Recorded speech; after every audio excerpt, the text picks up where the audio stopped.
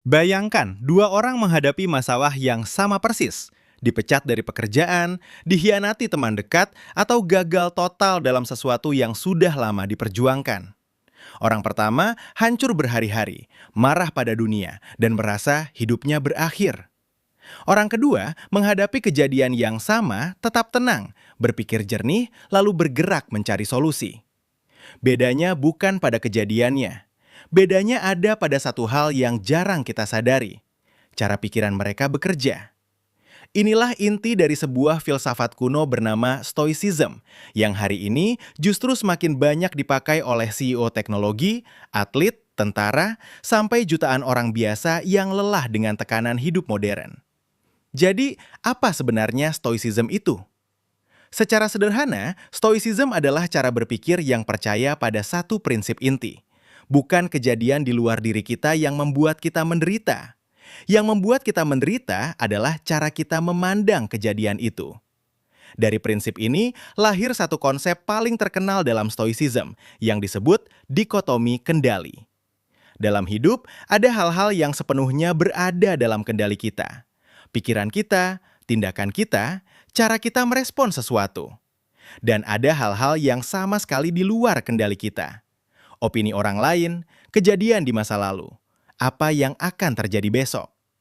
Sebagian besar penderitaan manusia, menurut para stoik, lahir karena kita menghabiskan energi untuk hal-hal di kategori kedua, sesuatu yang sama sekali tidak bisa kita ubah. Kedengarannya sederhana, tapi coba pikirkan, berapa banyak waktumu hari ini dihabiskan untuk mengkhawatirkan sesuatu yang sama sekali tidak bisa kamu kendalikan. Sekarang, mari kita lihat bagaimana prinsip ini benar-benar dipakai di dunia nyata. Pertama, di tempat kerja.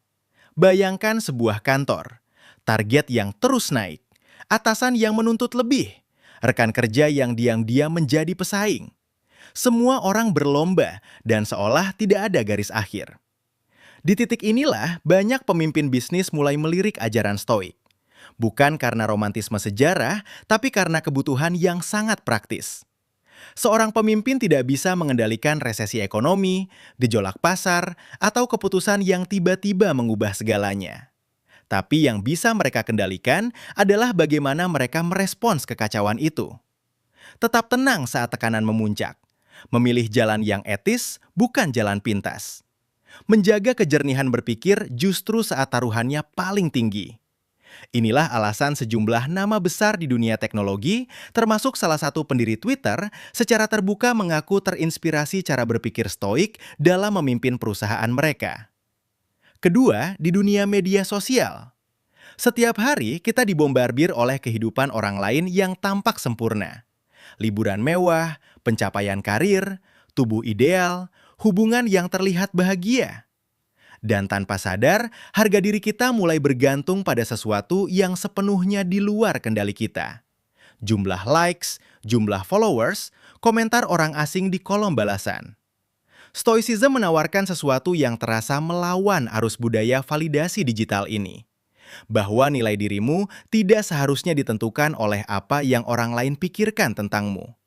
Karena opini orang lain selamanya berada di luar kendalimu. Yang bisa kamu kendalikan hanyalah bagaimana kamu bertindak, bagaimana kamu berpikir, dan siapa dirimu ketika tidak ada yang menonton. Ketiga, dalam menghadapi tantangan hidup secara umum.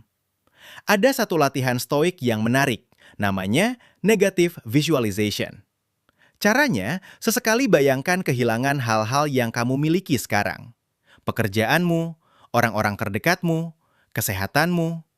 Bukan untuk membuatmu cemas, tapi justru sebaliknya. Latihan ini dirancang membangunkan rasa syukur yang sering hilang karena terlalu terbiasa dengan apa yang kita punya. Dan ketika kesulitan benar-benar datang, pikiran yang sudah pernah membayangkannya biasanya jauh lebih siap menghadapinya.